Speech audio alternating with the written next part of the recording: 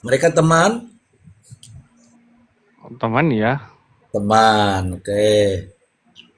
Ada problem apa antara Joko dengan Joko, Budi sama Ririn? Hubungannya, maksudnya Problem? persoalannya. Ya, Lem. Persoalannya nggak ada sebenarnya antara Ririn Prio dengan Budi itu. persoalan aja nggak ada. Masa mau langsung bunuh ya kan? Ya, Oke, karena kalau persoalan hutang piutang justru Budi berhutang sama Amaniani. iya, iya. Jadi kalau diurut-urutkan dari situ udah nggak ketemu orang tuh mau bunuh orang itu ada ada hubungan terlebih dahulu. Ada motif yang kelihatan ya, walaupun ini Iya, kelihatan yang ada hubungan itu yang memungkinkan ya Ririn dengan si Budi karena kan mereka teman kerja awalnya itu kan, iya Iya, itu. cuman persoalan mereka yang antar masih mereka nih ya, memungkinkan gitu. konflik antar mereka itu sebenarnya nggak ada Ya nggak konflik pernah. gitu. Atau misalkan ada cekcok yang misalkan menyebabkan apa-apa itu nggak Ya ada kan? history cekcoknya gitu ya, nggak ada ya. Ya. Nah, terus ada lagi satu yang mungkin mengganjal di pikiran saya ya. Ya, silakan. Itu kan 5 orang korban, 2 orang laki-laki dewasa, Mhm. 1 orang wanita dewasa, 2 orang anak-anak. Hmm. Kenapa bisa sesenyap itu? Iya, sesenyap itu tetangga nggak ada yang tahu, taunya pun berapa hari kemudian. Apa seapatis itu kah kan begitu ya? Ya, apakah semulus itu mereka mengeksekusi? Hampir ya mungkin tidak ada perlawanan. Iya. Padahal Bukan ada yang jadi pertanyaan itu mereka leluasa sampai besok paginya, sampai siangnya. Apa nggak ada yang datang ke situ, entah itu mau minta bawang kek, minta air kek, atau beli kayak minta kan ada apa? kios, ada kios. Iya, Kok nggak ada yang itu nanya yang kenapa sebenarnya yang kiosnya jadi tutup?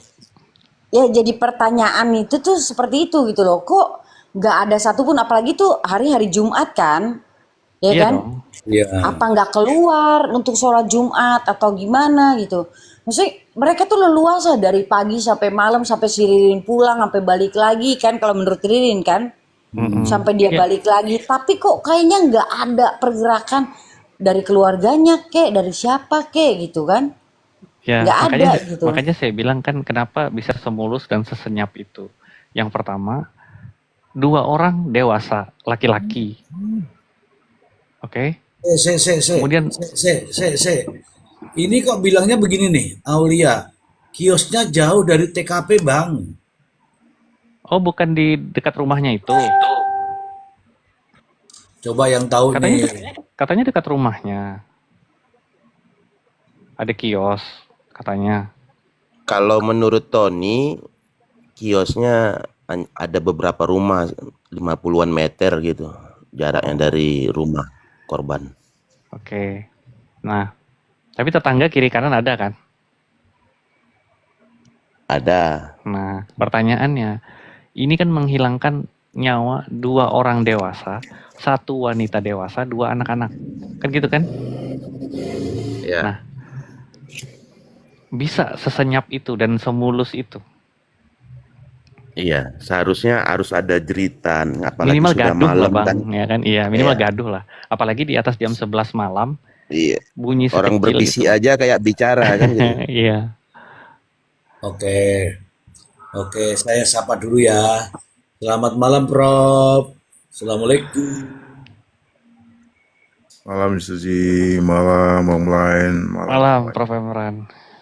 Malam Prof. Malam Prof, malam. Malam, Prof. Mis- Malam, Prof. Ya malam. Mister Ji, saya udah saya chat sih tadi, Bung Maxi-nya. Ada Kak, nomornya sama saya. oh, dia minta tadi.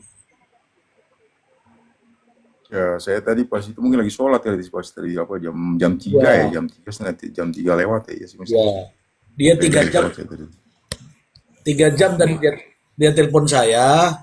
Kemudian terakhir tuh ngajak bertiga telepon.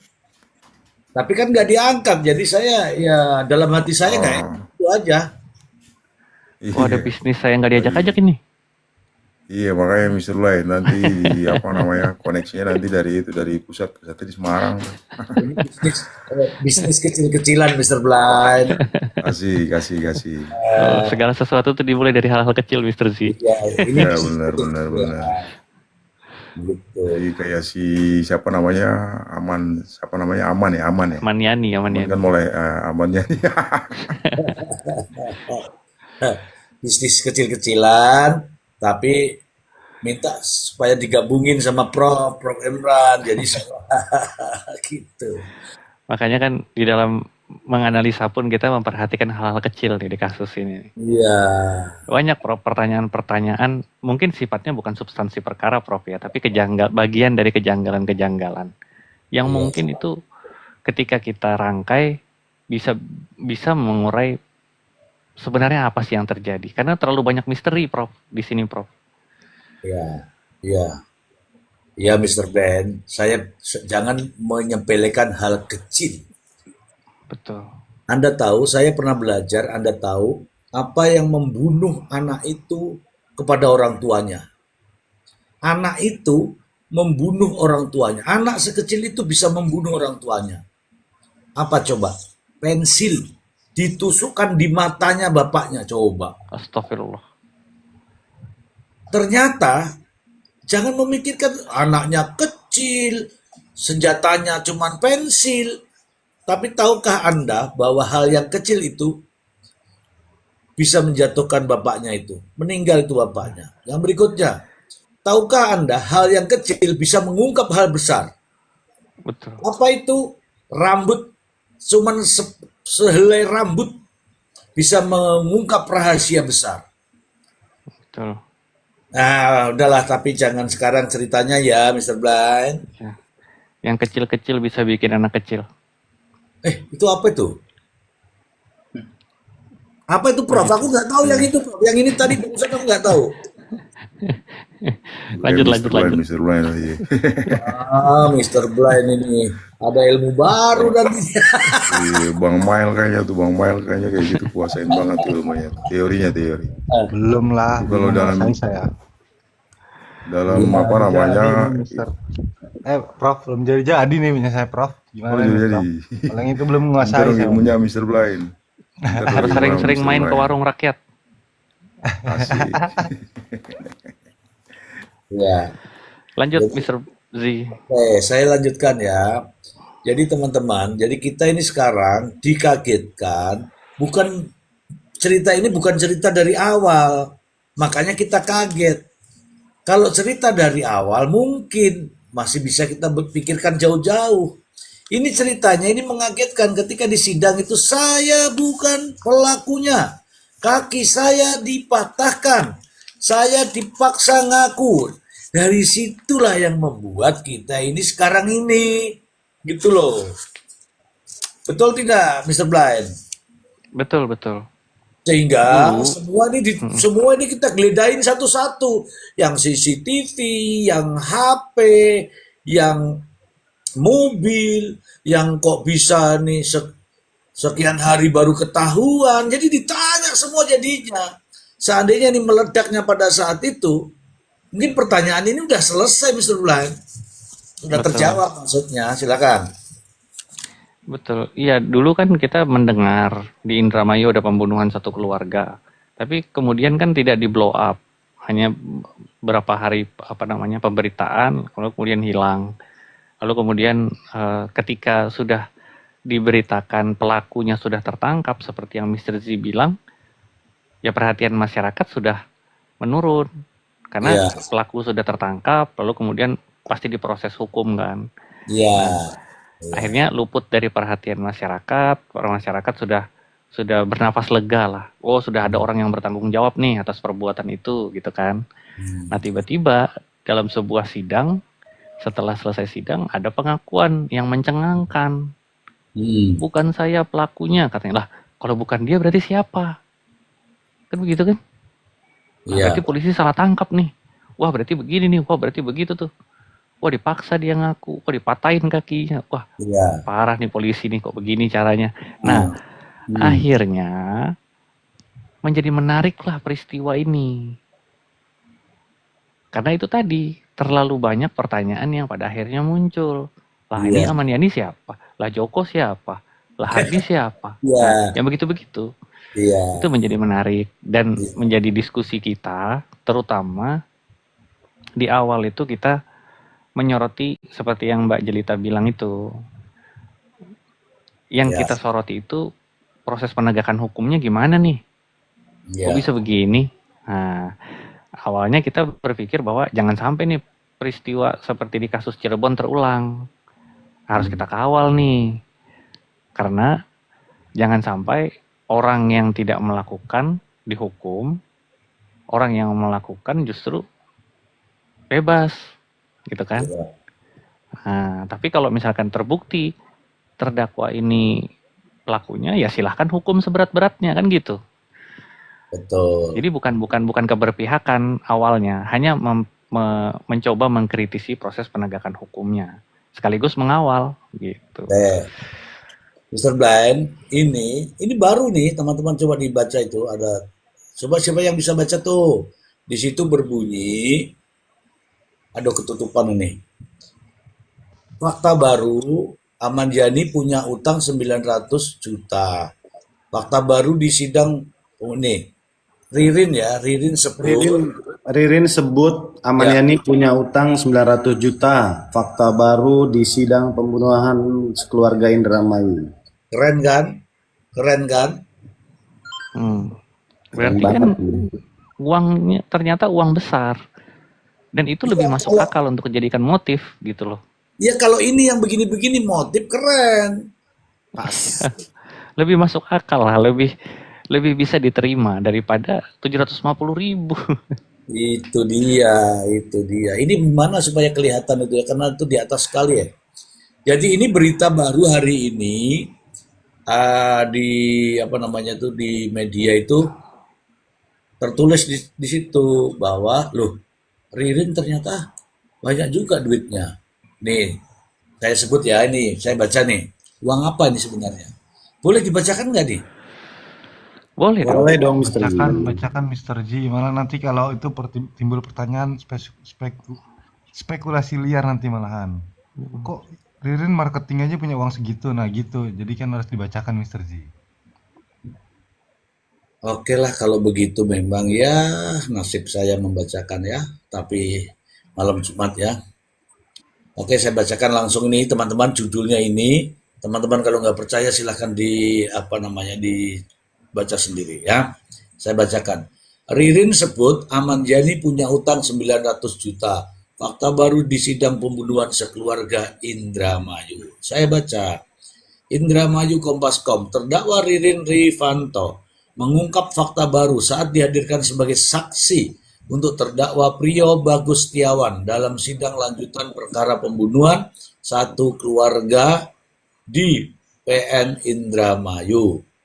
Dalam persidangan itu, Ririn mengaku sosok Ahmad Yani yang disebutnya sebagai pelaku pembunuhan sebenarnya memiliki utang besar kepadanya hingga 900 juta. Kalau di materai itu 300 juta, tapi sebenarnya lebih dari 900 juta, kata Ririn di hadapan majelis hakim. Pernyataan itu muncul saat kuasa hukumnya Tony RM menanyakan hubungan antara Ririn dan Ahmad Yani. Ririn menjelaskan, Ahmad Yani merupakan mantan paman iparnya yang pernah menikah dengan bibinya bernama Saminah. Halo, Saminah. Selain hubungan keluarga, keduanya juga pernah sama-sama bekerja di Bank BJB, meski berbeda kantor. Berbeda kantor ya. Oke. Menurut Ririn, Ahmad Yani bekerja di BJB Sumber sebelum dipindahkan ke Bandung. Sementara dirinya bekerja di BJB KCP Bangkir sebagai pick up payment, lalu menjadi marketing sekitar 2013-2014. Ririn mengaku memperoleh penghasilan besar dari insentif kredit di luar gaji pokok sebesar 2.500.000. Setiap berhasil menyalurkan kredit 100 juta, ia mendapatkan insentif 3,5 juta. Kemudian sebulan rata-rata saudara bisa closing kredit berapa? Tanya Tony. Paling enggak 500 juta, tapi kalau untuk seluruhnya bisa 1 miliar. Ia menyebut insentif itu tidak hanya berasal dari Bank BJB karena dirinya juga menjadi marketing di sejumlah bank lain. Menurut Ririn, Ahmad Yani kerap meminjam uang sedikit demi sedikit dengan alasan biaya kuliah anak hingga totalnya disebut mencapai lebih 900 juta.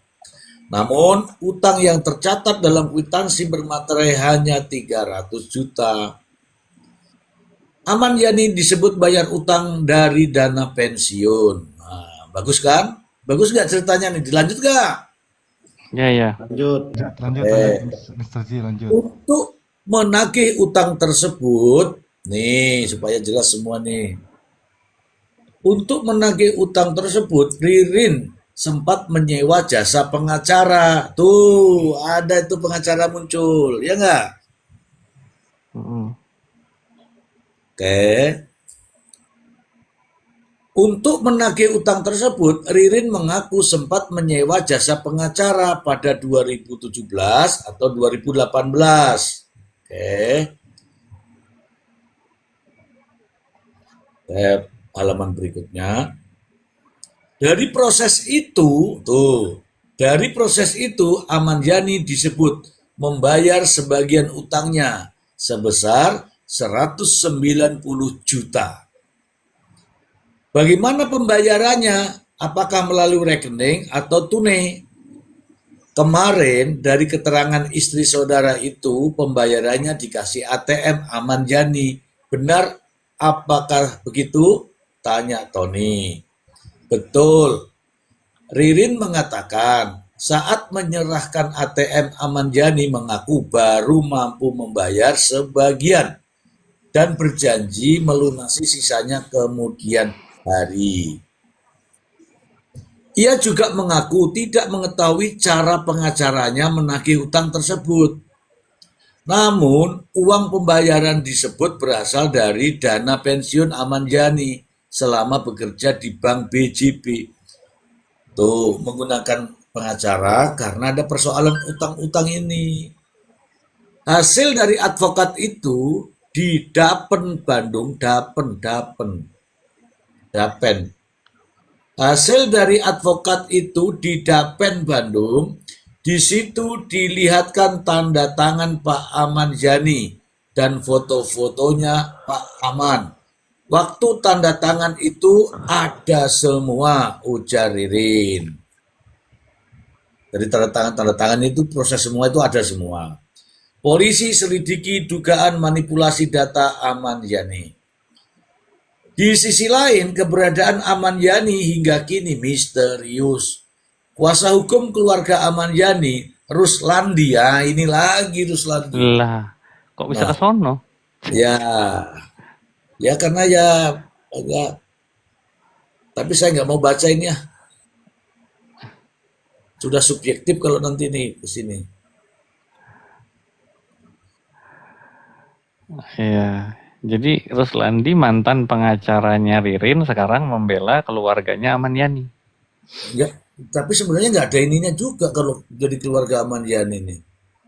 Karena ini kan kaitan. Itu saya tanya itu, Mr. Z. Apa tuh? Sejak kapan pengacara ini mewakili keluarga Ahmad Yani ini itu sejak kapan gitu? Ya, saya baca ya. Biar nggak ini. Di sisi lain, keberadaan Ahmad Yani hingga kini masih misterius. Kuasa hukum keluarga Ahmad Yani, Ruslandi, mengatakan polisi kini mulai menyelidiki aliran dana pensiun Ahmad Yani yang sebelumnya berada di BJB lalu berpindah ke BRI. Itu sudah mulai terbaca alurnya, di mana Pak Ahmad Yani diketahui tidak pernah datang secara fisik mengurus dana pensiun, kata Ruslandi. menurut dia ada dugaan manipulasi identitas. Nah, ini bikin ini nih Bias. bias ini. Saya nggak mau baca ini. Ya, ada penggiringan juga itu di situ. Nanti mempengaruhi ini. Oke, saya baca di sini. Dari hasil penyelidikan polisi, pelaku pembunuhan mengarah kepada Ririn dan Priyo yang kemudian ditangkap di Kecamatan Kedukan, Bunder, Indramayu pada Senin 8 September 2025 dini hari. Polisi sebelumnya menyebut motif pembunuhan dipicu dendam terkait masalah rental mobil. Ririn disebut sakit hati karena uang sewa 750.000 tidak dikembalikan setelah mobil yang disewa mogok. Astaga, masih ada ini. Namun dalam persidangan Ririn membantah sebagai pelaku utama dan justru menuding Aman Yani, Hardi, Yoga, serta Joko sebagai pelaku sebenarnya. Sidang kasus tersebut kini terus bergulir dan jangan lupa saksikan hanya ada di Mr. Z Bicara. Oke, Mr. Ben, ngono ae. Iya. Jadi muncul ini fakta baru ya. Ini yang kita bicarakan sekarang adalah informasi yang per hari ini. Muncul keanehan ketika mantan kuasa hukum, mantan penasehat hukumnya Ririn justru sekarang menjadi penasehat hukum keluarganya Aman Yani. Nah, ini aneh. Ya kan? Ini aneh gitu. Apakah sengaja dihadirkan justru nanti untuk membantah semua keterangannya Ririn? Karena berkaitan dengan sebenarnya kan informasi ini sudah disampaikan sebelumnya seharusnya di tahap penyidikan kan? Saya bilang Mr. Black, dalam perkara berkaitan dengan ini, perkara berkaitan dengan Ririn yang ada jadi dakwaan ini, tidak ada kaitannya mantan istri Ruslandi, namanya mantan kan? Mantan istri Aman Yani didampingi oleh Ruslandi. Saya bilang silakan didampingi saja. Karena apa? Karena nggak terkait langsung dengan si Aman Yani, karena Aman Yani udah cerai. Betul. Maksud saya begini, Mr. Z. Berarti kan ada proteksi nih. Mana Bang Maksi? Nggak ada, ini Bang Maksi memang tuh. Ya silakan. Berarti kan ada upaya proteksi untuk meminta keterangan lanjutan dari keluarganya Aman Yani. Walaupun sudah bercerai, tapi dalam hal ya tahun rentang waktu 2016-2017 itu kan beliau masih statusnya masih suami istri. Gugat cerainya kan 2017 kalau nggak salah. Izin Mr. Blind, dia itu mewakili bukan istrinya Aman Yani. Dia mewakili adik-adiknya itu loh. Oh, adik-adiknya Aman Yani. Iya, bukan mewakili istrinya Aman Yani, bukan, tapi dia mewakili adik-adiknya Aman Yani itu yang cewek-cewek itu. Oke. Oh, keluarganya Bang, Aman Yani ya. Iya. Jadi bukan nggak ada hubungannya sama istrinya. Mantan istri. Iya, mantan istrinya. Itu justru ini kan lebih aneh lagi kan? Iya. Ya makanya tadi aku Lebih bilang aneh lagi. ada upaya memproteksi. Betul. Prof Emran, silakan Prof. Silakan Prof, sudah saya bacakan sampai haus ini. Iya, soalnya saya bingung juga mau komen apa kan. Bingung sebenarnya. Jadi apa namanya kan ada 2 orang ya sekarang ya. Satu Ririn, satu Priyo ya. Iya. Artinya kalau Priyo itu sendiri sebenarnya apa sih keterangannya di dalam apa namanya peristiwa ini? Maksudnya dia keterangannya itu juga dia membenarkan bahwa si Ririn itu juga memang turut serta dalam tindak pidana pembunuhan ini ya, apa gimana sih? Tidak. Waktu di BAP iya Prof. Waktu di BAP dia mengakui bahwa Ririn ini otak pelaku. Oke. Nah, lalu di persidangan dia mengirim surat kepada majelis hakim. Bukan begitu, Dia Mr. Black. Hah? Membacakan. Oh, membacakan, bukan mengirim surat. Lalu surat habis dibacakan dikasihkan Pak Hakim. Oh, dibacakan dulu Apa berarti. isinya? Apa isinya? Isinya menerangkan bahwa saya bukan pelaku pembunuhan. Saya hanya membantu menguburkan. Dan Ririn bukan pelaku dan tidak ada di TKP. Itu kata Priyo. Tapi panjangnya saya tidak ini ya, Prof. Oh, Nah, artinya bertentangan, Prof, dengan keterangan dia waktu di BAP. Ya, kan? terus isinya itu Prof. Apa yang dituliskan oleh Priyo itu tidak sama yang dituliskan oleh Ririn. Jadi Priyo itu menulis secara keseluruhan. Jadi dia melihat semua yang melakukan ini, kemudian begini, kemudian begini. Semua dia ceritakan. Tapi kan beda cerita dengan Ririn karena Ririn dan ceritanya beda-beda. Maksudnya gimana, Mr. Z? iya. Priyo bercerita tentang dirinya. Ya, Ya, bercerita tentang dirinya pada saat bareng datang ke situ dengan Ririn, oke? ya, oke. Nah, pada saat ada pembunuhan dan sebagainya itu tidak ada Ririn, jadi ceritanya ya tidak ada Ririn, Hmm. oke? Iya, sinkron berarti sama ceritanya Ririn kan? Nah, Ririn ya membantah itu, tapi tidak tahu cerita kalau Ririn. Maksudnya membantah ceritanya Priyo. Bukan, Ririn tuh membantah dakwaan Oh, ini, iya. itu dakwaan. Iya, kalau itu iya artinya keterangan Ririn sama keterangannya Priyo itu kan sinkron. Matching ya, ini. Dua-duanya membantah dakwaan. Ya, Betul. intinya Prio sama Ririn itu Prio itu mengucapkan surat itu bahwa nggak sesuai dengan BAP.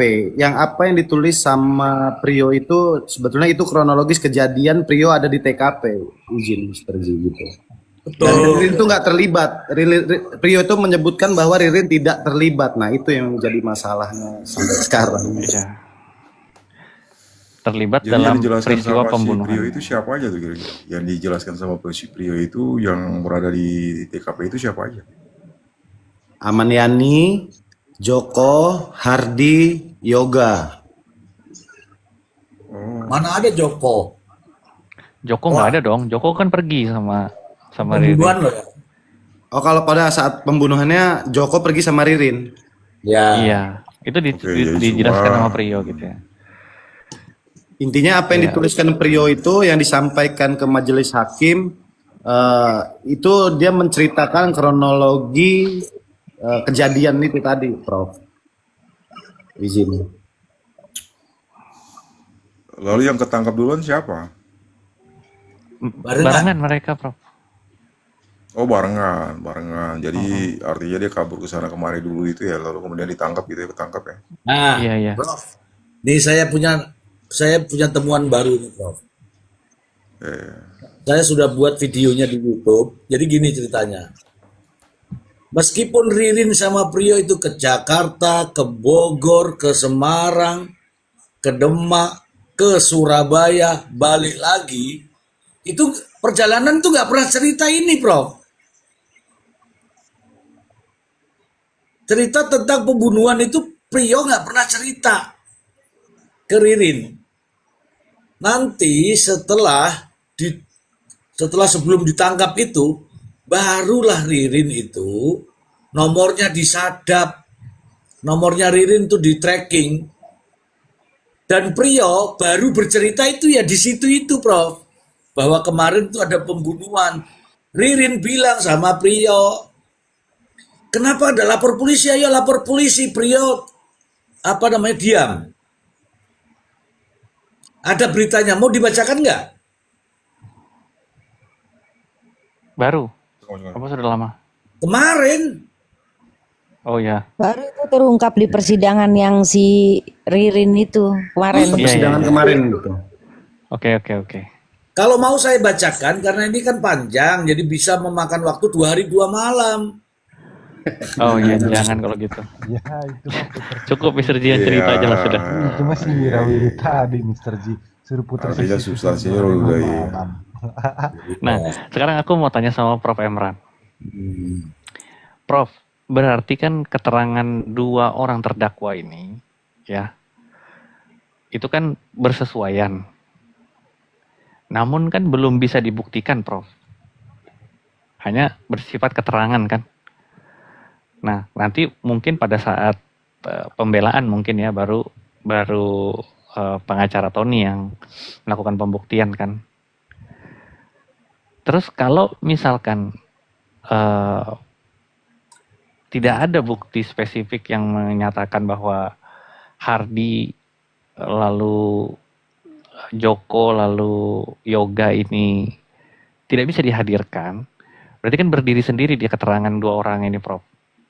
Itu sejauh mana, Prof, secara kualitatif kesaksian mereka berdua ini? Soalnya kan mereka selain jadi saksi, mereka terdakwa juga. Selain saksi mahkota ya, maksud saya. Silakan, Prof. Biar saya cerita sedikit. Saya baca ya, Prof. Izin, Prof. Siap, siap, siap. Oke. Teman-teman didengerin dulu. Ini serius nih. Ini ada judulnya begini. Judul beritanya begini. Sidang pembunuhan satu keluarga di Indramayu, terdakwa Ririn hadir jadi saksi. Bersikukuh tak salah. Nah, silakan teman-teman ketik itu pasti muncul. Ini saya bacanya dari sini. Dalam keterangannya, Ririn mula-mula menceritakan soal proses penangkapan yang dialami dirinya dan Priyo. Sejak awal penangkapan, Ririn mengaku mendapat penyiksaan oleh polisi. Bahkan saat di Mes Nelayan, tempatnya ditangkap. Penyiksaan itu berlanjut saat keduanya di kantor polsek setempat. Ririn mengaku penyiksaan didapatnya tanpa diawali pertanyaan apakah dirinya benar pelaku pembunuhan atau tidak. Setelah itu, Ririn dan Priyo dibawa ke sebuah toang atau kebun dengan mata tertutup. Ririn mengaku kala itu ia hanya merasakan rumput di kakinya tanpa tahu sedang berada di mana.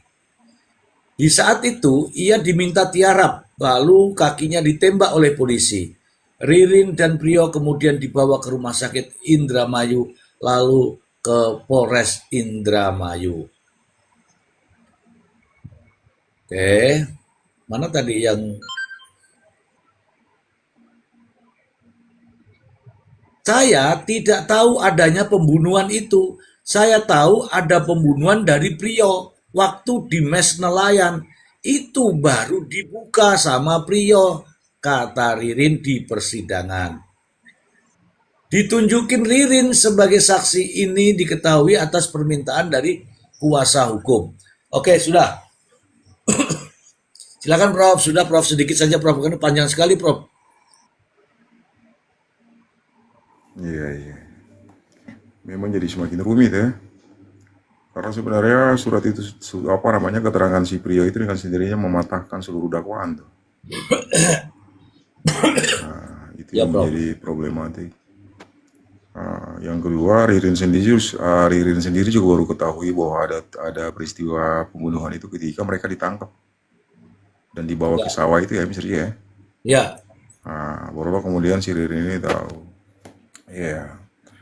Jadi kalau balik ke pertanyaannya Mr. Blaine begini. Sebenarnya pertimbangan hakim itu ketika dia sampai pada kesimpulan dapat putusan dan kesimpulan itu dia dasarnya tuh hanya dakwaan. Jadi ketika dakwaan itu mampu dibuktikan oleh JPU, berarti kan dakwaan itu kemudian dengan sendirinya menimbulkan keyakinan hakim tuh. Tapi di sisi yang lain kan ada keterangan yang berbeda nih dari dua terdakwa ini ya, yang kemudian dengan sendirinya kan meluluhlantahkan dakwaan itu sendiri.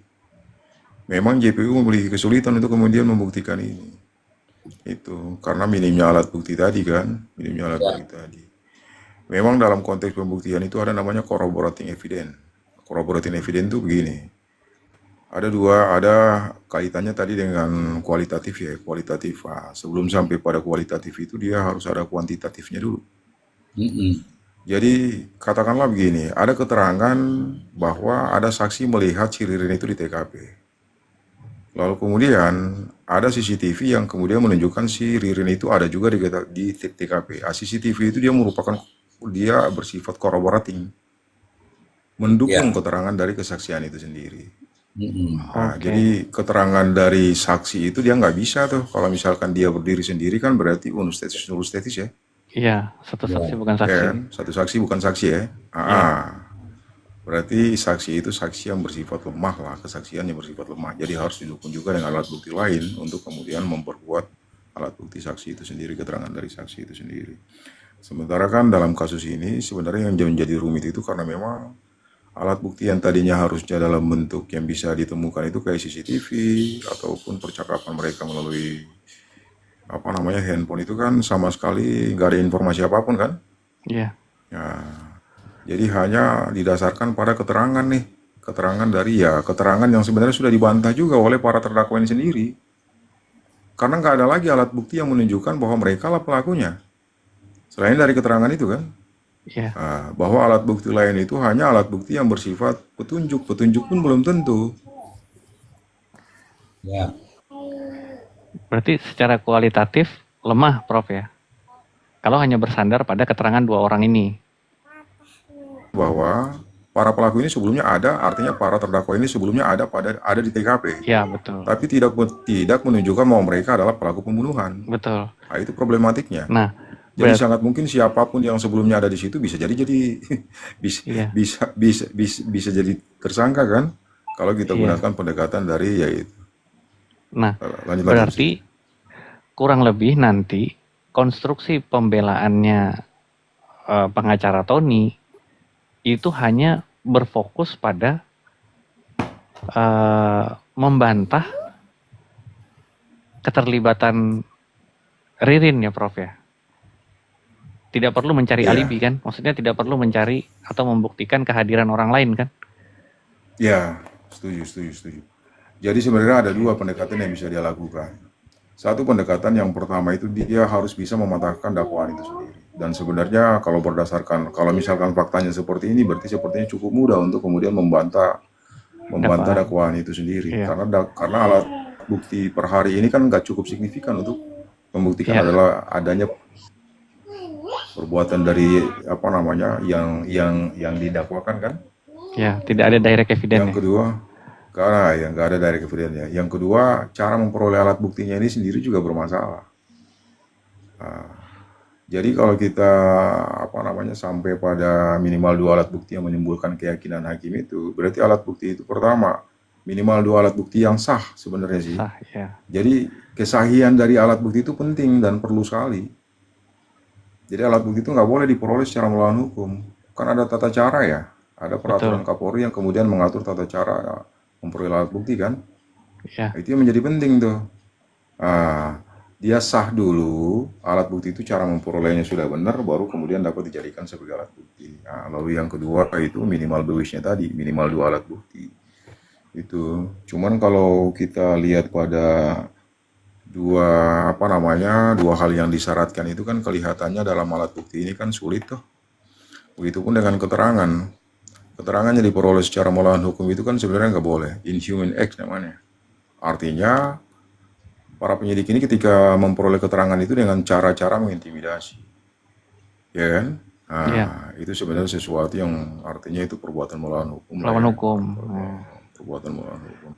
Dan yang terpenting sekali sebenarnya pengakuan itu sendiri kan Mr. Bland tahu sendiri kan derajatnya kan rendah sekali ya.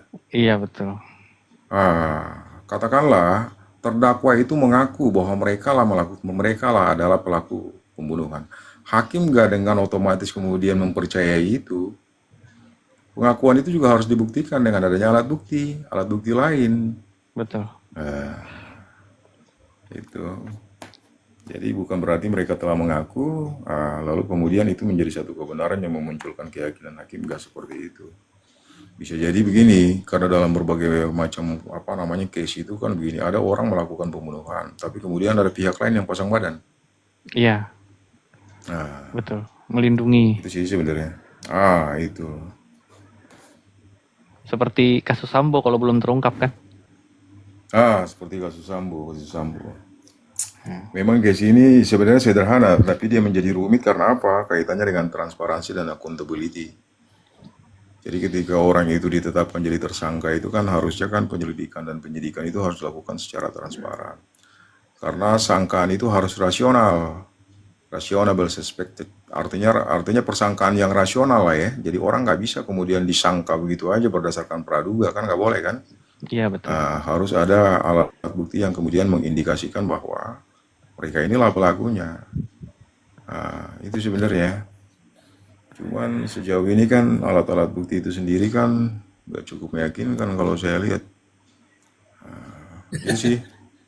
Nah, nanti ketika misalkan ini Prof, ketika saksi ahli digital forensik kan pasti dihadirkan kan untuk menjelaskan CCTV, ya kan? Nah, itu kan nanti pasti pihak pengacara dari terdakwa kan pasti bertanya, ya kan? Terlebih lagi itu kan hanya potongan kemarin yang diperlihatkan itu. Sementara di persidangan kan belum dihadirkan itu. Apakah itu hanya berupa potongan video atau memang berupa hard disk, ya kan? Kalau hard disk kan pasti pengacara terdakwa pasti minta ingin diputarkan secara keseluruhan di waktu-waktu krusial itu kan. Karena kan ini kamera ini juga kan bukan kamera di dalam rumah, tapi hanya menyorot ke arah gerbang rumah kan, rumah korban. Hanya mengetahui siapa yang masuk, siapa yang keluar kan begitu, Prof.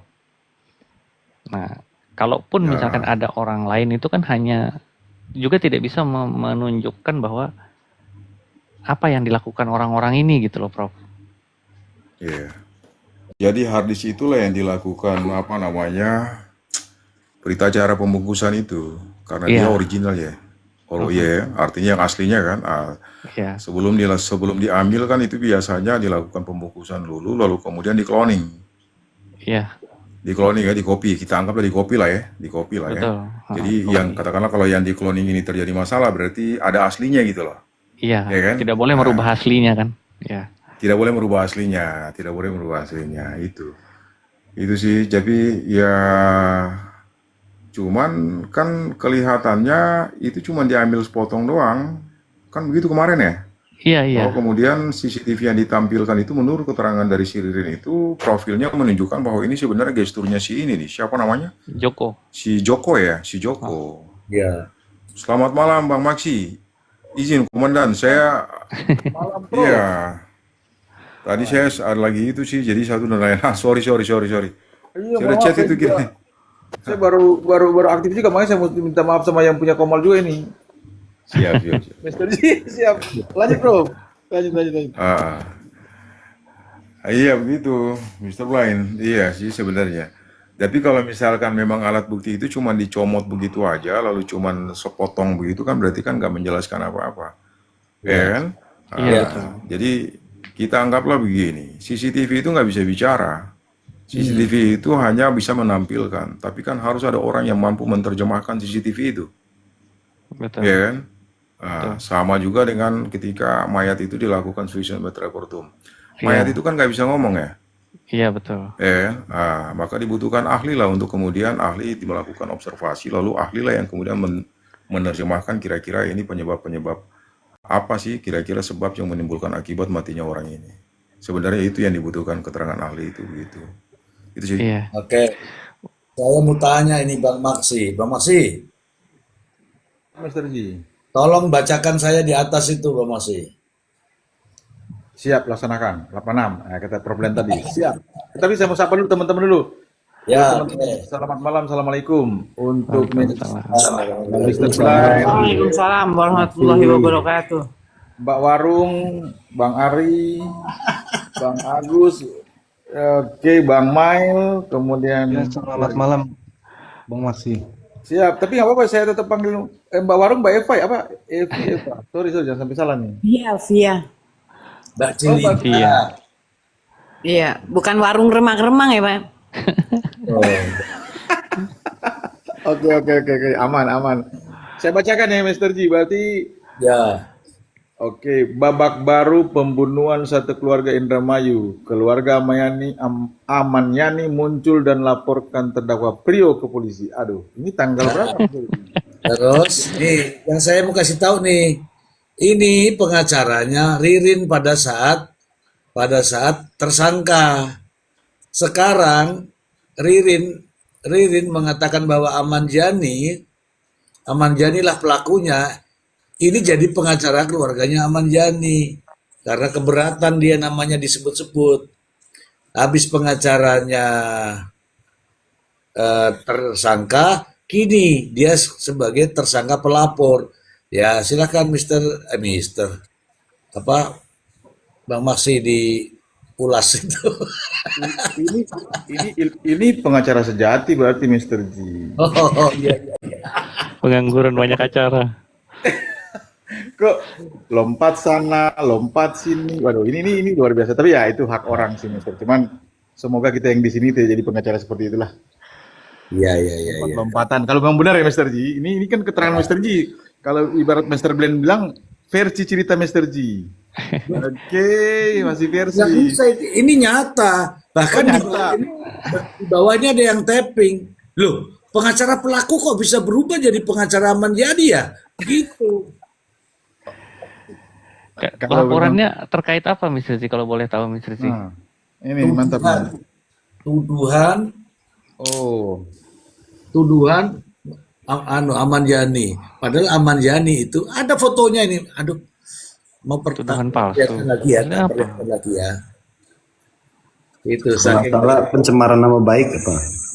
Ya, paling mentok dong Betul. para nama baik. iya tuh, fitnah. sampai dengan bawa foto-fotonya kan, ya nggak? iya, berarti fitnah sama pencemaran nama baik begitu. Fitnah nama baik, iya. Namanya nih. Tapi bagus ini. Atau penyebaran berita Pencemaran nama bohong. baik bukannya delik aduan ya, bukan harus orangnya sendiri yang melaporkan. Enggak, ini anaknya merasa dirugikan, anaknya lapor didampingi sama pengacara ini. Tapi karena yang masuk koran ini gitu loh. Ya nggak apa-apa, siapa tahu nanti 340-nya bebas, kenanya cuman ITE. Ya karena dia Bukan ITE sih. karena dia berasumsi 344. berasumsi bahwa Aman Jani 333. itu meninggal. Siapa? Anaknya. Ini orang ini. Si Ruswandi. Ya, sejak 2016 nggak ada kok, masih disebut-sebut namanya gitu. Ya berarti harus bisa menunjukkan kuburannya.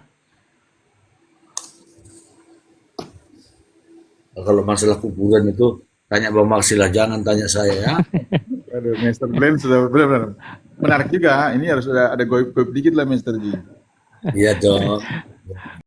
Sambil dibaca Ya kan kalau- baca tappingan Bang Maksi. Tappingan kan kita, teman-teman kita yang nggak bisa bersuara kan, dia menulis tuh, tolong dibaca lah. Oke, ini ada dari Naura nih. Lagian kan Prio udah jadi tersangka. Terus mereka buat laporan kan aneh jadinya. Tuh. Secara kode etik boleh, Bang. Bang Zi, kalau lawyer pelaku pindah jadi lawyer pelapor. Iya boleh, tapi mana mau Bang Maksi kalau begitu. Hari ini, hari ini mendampingi Dokter Richard Lee. Besok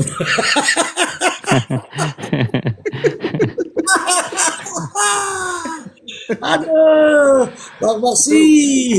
Saya ditegur Prof. Emran nanti, Mr. Ji, kalau begitu. Iya. Diketawain orang kan. Siap. Oke, Mr. Ji, menarik nih, Mr. Ji. Ya, silakan. Jadi tadi saya sempat simak Prof menyampaikan cukup clear dan sangat jelas itu ya memang. Kan seperti saya bilang kemarin, Mr. Ji, kan sudah 8 alat bukti ya. Sorry, saya langsung masuk sedikit ini. Oke. Sudah 8 alat bukti. Dulu kan 5 masih ya apa sekarang sudah ketambahan 3 kan jadi banyak. Jadi pihak penyidik juga sudah semakin berkolaborasi, ini udah banyak. Jadi saya bilang justru keterangan terdakwa ini tidak menjadi penting, kan sering gue bilang itu. Karena polisi sekarang justru semakin pinter dengan adanya scientific evidence. Hmm. Kalau zaman dulu Mr. G kan belum ada namanya apa namanya apa kalau kita pesan Gojek gitu loh, Mr. Blind. Bukti elektronik. Yang pesan gitu loh, Belum ada lokasi-lokasi gitu loh. digital. Zaman Mr. G kan masih pakai ini pakai apa namanya paranormal, Iya, paranormal. iya kan? Nah, Jadi oke, mesin mencari ya. GPS. GPS. Kalau kan ada GPS di zaman Mr. G lupa ada Iya. GPS. Jadi dia pakai ini imut terawang. Jadi pakai baskom tuh Mr. Blind, taruh air. Jadi jampe-jampe lihat, oh ini orangnya di sini, di daerah ini. Jadi GPS-nya pakai itu. Iya, betul. Kalau sekarang kan sudah lebih mudah ya Mr. G. Ya, pernah saya suatu ketika pakai baskom itu, yang muncul kenapa Bang Maksi ya?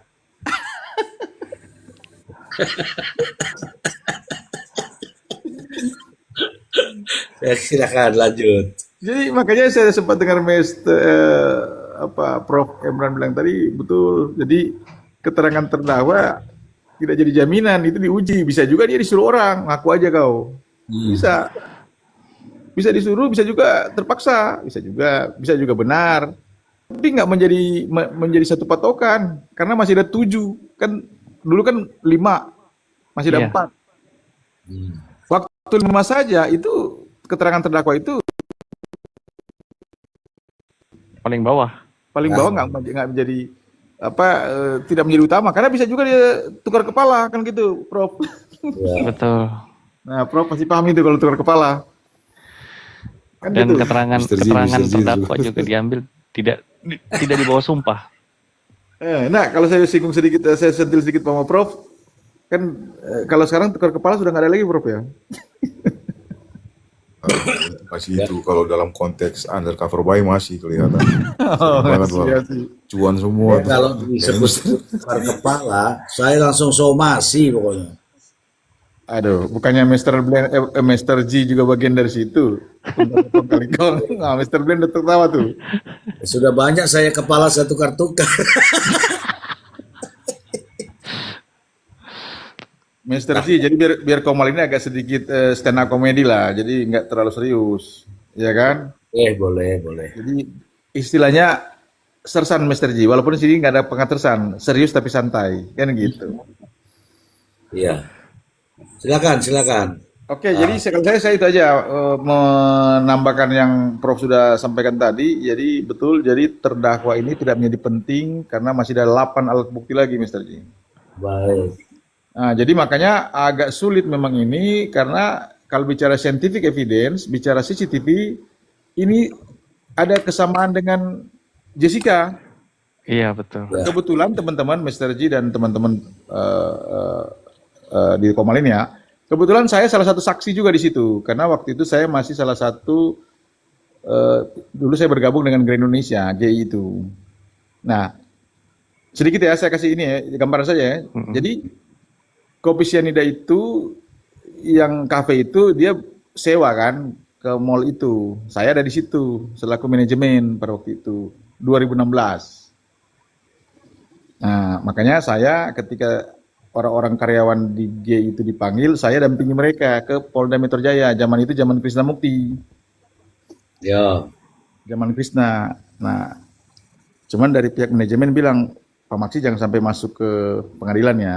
Jadi saya koordinasi dengan pihak, ya Ferdi Sambo lah CS mereka itu waktu itu. Sama Herimen, Bang Herimen. Manajemen koordinasi untuk saya tidak hadir di pengadilan. Jadi cuman karyawan-karyawan aja. Kan ada manajer kafe, terus ada yang waiters itu kan, ya kan. Nah CCTV itu yang pihak Krisna Mukti minta, Bang Krisna minta CCTV melalui saya, karena saya mewakili manajemen kan untuk ngambil CCTV gedung, baik CCTV yang kafe itu maupun CCTV dalam koridor kan dia punya perjalanan dari mulai parkir sampai masuk ke itu kan ada semua. Ya. Nah CCTV di sana cukup banyak, ada sekitar dulu waktu saya masih waktu saya masih di sana ada sekitar 700-an CCTV itu di mall itu. Bayangkan Mr. G. Jadi kalau masuk ke ruangan itu kayak studio. Nah, saya mau katakan apa poinnya? Waktu itu Master Blend sudah bilang benar, Master Blend cukup ini juga cukup detail. Jadi ketika diambil itu rekaman pada waktu itu malam itu, saya juga ada kan izin dari Polsek, Polres sampai Polda. Ketika diambil itu cuman bayangkan Mr. Ji, diambil cuma direkam lewat pakai flash disk pada waktu itu.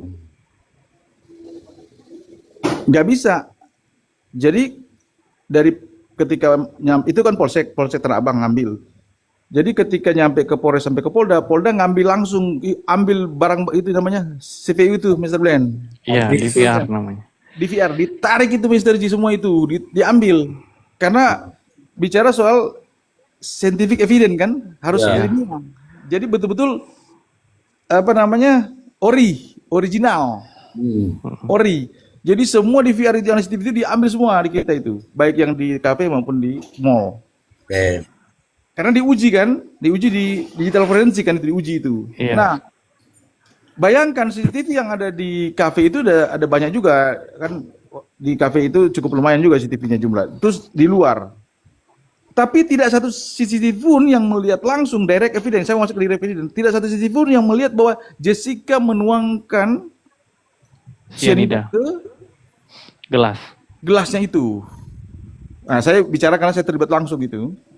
Nah, sama dengan ini, tidak ada satu CCTV yang menyorot langsung ya, bahwa si Ririn dan si Priyo melakukan tindak kejahatan itu. Tidak ada.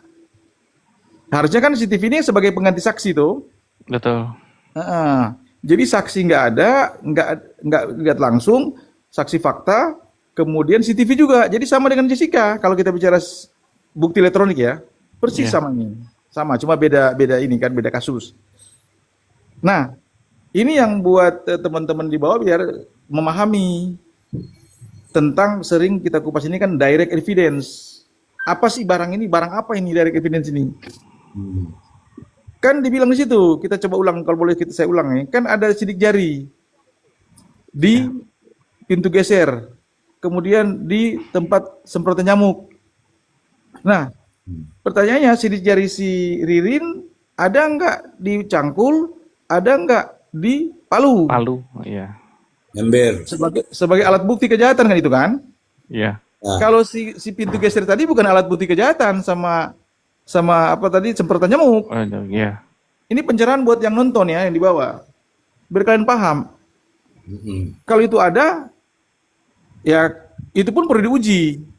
Kan begitu, Mr. Ji. Jadi kalau kesimpulannya terkait scientific evidence, bukti ilmiah ya, antara sidik jari dengan CCTV, jauh panggang daripada api. Demikian, Mr. Ji. Terima kasih. Aduh, jauh panggang dari api, Mr. Blend. Ini kita kalau kayak begini diserang netizen gitu. Iya. Tapi inilah resiko ya. Kita hanya menyampaikan kebenaran berdasarkan hukum ya. Bukan keberpihakan. Ketika kita mengatakan seperti yang dikatakan Bang Maksi tadi, itu artinya memang tidak ada sampai detik ini bukti yang benar-benar merujuk secara langsung tentang perbuatan kedua orang ini. Tidak ada saksi dan tidak ada bukti elektronik berupa CCTV, gitu loh. Kalau sidik jari itu pun hanya menunjukkan fakta bahwa Ririn ada di situ, ada di TKP. Faktanya hanya itu yang bisa dibuktikan, bahwa Ririn ada di TKP itu. Tapi untuk perbuatan melakukannya, perbuatan tindak pidana itu, pembunuhan itu, tidak ada buktinya. Seperti yang dibilang Pak Maksi tadi, terhadap alat yang digunakan untuk membunuh pun tidak ada sidik jarinya di situ. Nah, ini nanti juga akan menarik ketika saksi ahli untuk visum et repertum ya dihadirkan dari kedokteran forensik. Itu nanti menarik juga itu. Karena kita belum tahu juga nih luka yang ditimbulkan akibat itu apa. Saya belum pernah lihat visumnya atau otopsinya. Belum pernah dengar. Oke. Silakan Prof. Iya, itu ini ada teman-teman lain nih, apa yang mereka mau diskusi. Ini ada Itu pertanyaan ada Prof. Mbak Jelita, ada. Ya, Ini ada pertanyaan dari Dedi Julianto. Prof, kirain Dedi Setiawan. Ya, terus lanjut. Bapak Imran kangen sama Dedi rupanya. Iya, soalnya di tek-tek mulu sama dia.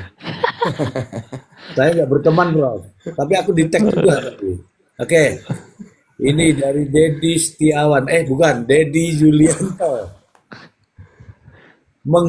Prof, menghilangkan kartu SIM, apakah bisa disebut kejahatan terencana, Prof? Oke. Kemudian ini Ya, yang berikutnya dari Aulia. Itu dokter Janet, ada dokter Janet. Ada dari Aulia. Bagaimana dengan keyakinan hakim, Prof? Itu silakan Prof. Dua, Prof.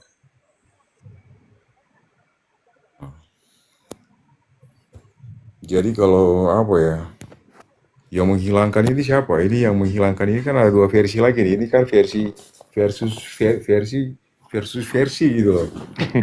Versi. Dijelasin dua-duanya aja tuh, Prof. Kalau Oke. yang menghilangkan Dua-duanya, terdakwa Prof. bagaimana, Dua-duanya. kalau polisi bagaimana? Malam, Dokter Janet. Jadi kalau apa ya? Kalau penyidik berarti kan obsesif ya. Ya, Artinya obstruction ada of upaya justice. untuk menghalang artinya ada upaya untuk menghalangi penyidikan lah ya. Tapi kalau misalkan dia terdakwa berarti belum tentu dia itu sebenarnya dikualifikasikan sebagai perbuatan Perencana. merencanakan pembunuhan. Ya. Karena apa? Karena perencanaan itu bukan pasca, tapi dia Iya, pra. betul. Pra. Pra pembunuhan, artinya sebelum pembunuhan itu terjadi maka sudah direncanakan terlebih dahulu. Siapa melakukan apa dan bagaimana caranya. Jadi sudah harus ada meeting of mind di antara para pelaku itu. Sudah ada kesepakatan dulu di antara pelaku itu untuk apa? Pembagian peran. Sejauh ini kan sebenarnya peran-peran itu kan kita juga nggak tahu ya apa ketika pembunuhan itu terjadi, bagaimana mereka berbagi peran kan? Ya, Itu pertama. Yang kedua apa tadi Mr. J? Keyakinan hakim ya? Ya, keyakinan ya, hakim. Keyakinan hakim. Kalau dalam konteks penyidikan itu kan tadi kita sebutkan tuh. Jadi persangkaan itu harus rasional. Setiap orang yang disangka melakukan satu tindak pidana itu harus didasarkan pada minimal 2 alat bukti. Iya. Kalau kita merujuk pada pasal 90 KUHP baru, berarti KUHP baru ini berarti minimal 2 alat bukti. Seseorang itu ditetapkan jadi tersangka. Itu sih jadi minimal 2 alat bukti. Yang kedua itu kaitannya dengan keyakinan hakim. Keyakinan hakim itu sebenarnya dia nggak bisa berdiri sendiri. Itu kaitannya dengan konteks pembuktian tuh. Jadi Ya. ini saya agak sedikit panjang nih. Ya. Jadi hakim itu nggak bisa, artinya meyakini sesuatu itu, artinya dia hanya didasarkan pada keyakinan yang buta itu nggak boleh. Nggak boleh. Karena yang berlaku di Indonesia ini itu teori pembuktian itu namanya negative fatalist bias theory. Berarti minimal 2 alat bukti menimbulkan keyakinan hakim. Pembuktian undang-undang secara negatif. Ada sih yang namanya keyakinan hakim. Keyakinan hakim secara berdiri sendiri itu ada, namanya conviction on time. Itu berlaku di Amerika, bukan di Indonesia. Jadi keyakinan yang timbul berdasarkan rasionalitas. Jadi hakim itu nggak penting lah ada ataupun tidak ada alat bukti dan sebagainya, cukup hakim yakin. Itu di Amerika tuh. Tapi kalau di Indonesia nggak begitu. Indonesia itu berlaku itu cuma apa? Conviction in ration dan conviction on time. Kalau dalam konteks pembuktian perdata berarti positif dia. Kalau di pidana dia negatif. Kalau di perdata itu positif karena apa? Pembuktian itu seluruhnya tunduk pada undang-undang. Tapi kalau di pidana itu ada minimalnya, minimal 2 alat bukti menimbulkan keyakinan hakim. Kalau ada keyakinan hakim, nggak ada alat buktinya, hakim nggak boleh yakin, hakim nggak boleh memutus bersalah. Kalau ada minimal 2 alat bukti, hakim nggak yakin, berarti hakim juga boleh memutus bersalah. Jadi itu syarat kuantitatif sih, minimal 2 alat bukti plus keyakinan hakim. Sebenarnya sih itu. sebenarnya itu. Jadi apa ya? Malam, betul Janet. Malam, Prof. Malam, Pak Mufti. Iya. Mister C, malam. Malam. Lanjut dulu. Silakan, jangan memotong. Ya. Iya, jadi kalau kita balik ke case ini sebenarnya menarik tuh yang apa namanya kalau kita ikutin case-nya sorry. Jessica ya. Wah, Jessica itu sebenarnya case yang paling menarik. Saya sih sarankan teman-teman tuh coba deh kalau ada kalau ada video di YouTube, coba ikutin itu tuh apa namanya video-video itu tuh. Itu benar-benar pembelajaran banget tuh. Kita banyak banget dapat ilmu pengetahuan tuh sebenarnya banyak banget di situ tuh. Karena di sana tuh apa? Ada dua logika yang dipakai. Satu logika hukum, yang kedua adalah logika forensik. Ada dua logika di sana tuh. Ada perdebatan hukumnya, ada juga perdebatan forensiknya. Iya. Ya kan? Itu sebenarnya karena apa? Karena minimnya tadi tidak ada saksi yang melihat langsung. Tidak ada orang yang kemudian melihat langsung. Direct itu yang nggak ada. Eyewitness lah, dia bersifat saksi yang memang melihat, mengetahui, mendengar langsung kejadian itu memang nggak ada. Bahwa ada beberapa orang di TKP, iya, semua itu bisa terindikasi kan? Iya, betul. Di kasusnya Jessica ya, Bisa ada berpotensi balistanya. jadi pelaku. Berpotensi jadi pelaku. Dan memang nggak ada orang yang melihat langsung bahwa Jessica itu memasukkan racun. Itu pertama, satu. Yang kedua, kaitannya dengan sebab yang menimbulkan kematian orang ini. Artinya sebenarnya kematiannya si Mirna ini apa sih yang menjadi kontributif sampai si Mirna ini meninggal? Itu kan juga menjadi perdebatan kan? Betul. Apakah itu cyanida ataukah kopi yang sudah yang menurut para ahli itu kan kalau kopi itu terlalu lama dalam tubuh mayat, menimbulkan kan itu bisa racun. menjadi racun ya, menimbulkan racun. Itu juga menjadi perdebatan. Maka pembuktian objektif itu menjadi sangat penting. Visum et repertum itu menjadi sesuatu yang sangat penting karena mayat itu kan dia nggak bisa ngomong. Maka kemudian dibutuhkan ahli kedokteran kehakiman untuk mengobservasi mayat itu sendiri, lalu kemudian nanti ditemukan A, B, dan C. Cuman ada problematik juga pada otopsi mayat itu, karena 7 hari setelahnya ya Bang Maksi ya? Iya. Betul. 7 hari setelahnya baru kemudian dilakukan otopsi. Itu juga sebenarnya unprosedural sebenarnya. Kalau dia by prosedur berarti kan ketika itu orang meninggal langsung dilakukan otopsi. Otopsinya pun sebenarnya kan ada dua kan? Ada dua ya. Kalau dia hanya otopsi luar berarti dia itu sifatnya hanya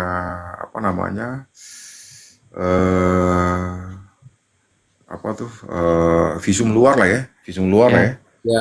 Visum luar. Tapi kalau kaitannya dengan mayat berarti kan dia harus otopsi besar ya. Iya, otopsi. Otopsi besar. Dia otopsi secara besar. Itu sih sebenarnya. Jadi memang ada dua hal yang menjadi problematik. Apa penyebab dari kematian orang ini? Yang kedua, apakah terdakwa yang melakukan pembunuhan itu?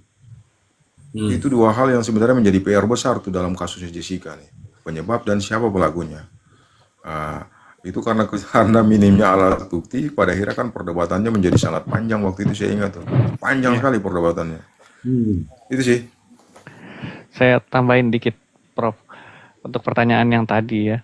Kalau 2 SIM card itu dihilangkan oleh terdakwa pada saat itu ya, itu hanya menjadi nanti yang memberatkan yang didakwakan oleh JPU bahwa secara sadar pelaku ini mengetahui telah melakukan perbuatan pidana lalu kemudian berusaha menghilangkan alat bukti.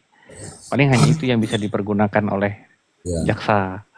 Tapi kalau untuk polisi tadi sudah dijelaskan Prof. Emran, itu bagian dari obstruction of justice, bisa dikenakan. Asal bisa dibuktikan tapi ya, harus bisa dibuktikan dulu tapi. Begitu. Silakan dilanjut, Mr. Z. Baik, saya sapa dulu. Jadi izin. Saya tambahkan sebenarnya begini nih. Sebenarnya terdakwa itu dia mau buang alat bukti dan sebagainya itu sesuatu yang sebenarnya nggak ada pengaruhnya itu. Nggak ada pengaruhnya. Karena ada prinsip right to remain silent di sana. Dia punya hak ingkar, hak berbohong dan sebagainya. Jadi itu memang secara natural ketika orang melakukan tindak pidana, seluruh instrumen delikti itu dihapus atau dibuang lah katakanlah. Dalam kepentingan untuk kemudian kan meloloskan diri kan? Iya. Meloloskan diri. Jadi memang artinya itu nggak menjadi pertimbangan sebenarnya. Yang menjadi pertimbangan dalam alasan pemberat itu apa? Motivasi pelaku ketika melakukan pembunuhan. Itu Tapi kan sebenarnya perilaku dari bisa digunakan oleh jaksa sebagai apa namanya membuktikan dakwaannya, Prof. Bahwa pelaku ini ah, sadar bahwa dirinya sudah melakukan sebuah pidana. Gitu. Dia berusaha untuk apa namanya menghilangkan alat bukti. Nanti yang sulit itu kalau misalkan itu terbukti ya, kalau itu terbukti, yang kesulitan nanti kan pengacaranya si ini terdakwa. Kalau memang itu bisa dibuktikan bahwa memang sengaja menghilangkan itu. ya. Jadi begini, memang kemarin tuh yang disampaikan sama Bang Maksi ya, sebenarnya saya setuju sih. Dulu ada perdebatan Prof. Pedi itu kaitannya dengan sebenarnya motif itu perlu dibuktikan nggak sih? Gitu ya Bang Maksi ya? Iya, iya. Betul. Ya. Memang dulu itu nggak diatur. Sekarang pun nggak diatur, tapi motif itu menjadi alasan pemberat. Alasan, artinya alasan dia pertimbangan non yuridisnya. Sementara kalau pertimbangan yuridisnya itu cuma ada 4 unsur tuh. Tapi harus Pertama ada adalah nggak, Prof? subjek deliknya. Jadi gini, dalam pembuktian Motif itu harus hanya dibuktikan yang nggak? kalau motif itu sebenarnya saya sebenarnya sependapat juga motif itu nggak perlu dibuktikan. Oke. Karena yang perlu dibuktikan itu adalah bestandel delik dari pasal itu sendiri. Apa? Kalau 340 berarti kan bestandel deliknya itu ada 4 ya, unsur-unsur pasal lah ya. Iya, iya. Unsur pasal. Barang siapa, 1, dengan sengaja, 2, dengan rencana terlebih dahulu, 3, menghilangkan menghilangkan nyawa orang lain. Berarti ada 4 unsur tuh. Cukup 4 unsur itu. Tapi kaitannya dengan motif ya itu sebagai alasan pemberat. Kira-kira motifnya apa nih? Apakah motifnya hanya artinya untuk menguntungkan diri dia dan orang lain? Berarti kan ada unsur itu ya, unsur ekonomi ya. Unsur Pantas ekonomi. Bisa kesannya juga. sembarangan aja tuh polisi bikin 750.000. Nah, itu. Mr. G,